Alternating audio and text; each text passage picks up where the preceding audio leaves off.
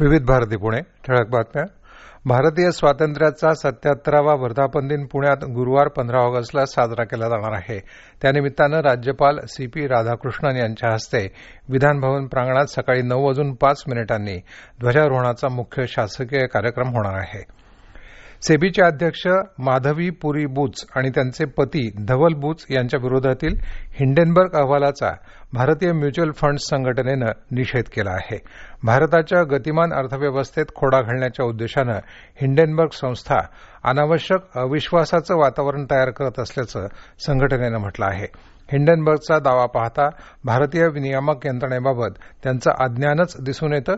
वस्तुतः सेबीनं स्थानिक आणि जागतिक गुंतवणूकदारांसाठी विश्वासार्ह बाजारपेठ निर्माण केली असल्याचं संघटनेनं आग्रहानं नमूद केलं आहे. खानदेशातील संस्कृती, परंपरा आणि धार्मिक सण पुढील पिढ्यांसाठी प्रेरणादायी कसे आहेत हे सांगण्याकरता आणि हा वारसा अखंडित ठेवण्यासाठी खानदेश कानबाई माता उत्सव समिती आणि पिंपरी चिंचवड शहर यांच्या वतीनं 2 दिवसांचा उत्सव साजरा करण्यात आला. जळगावच्या खासदार स्मिता वाघ आणि क्रीडा राज्यमंत्री रक्षा खडसे काल त्यात सहभागी झाल्या. खानदेशात कानबाई माता उत्सव पिढ्यानपिढ्या श्रावण महिन्यातील एक परंपरा आहे. पिंपरी चिंचवडमध्ये राहणाऱ्या खानदेशवासियांना या निमित्तानं एकत्र जमून वारसा जपण्याची संधी मिळते.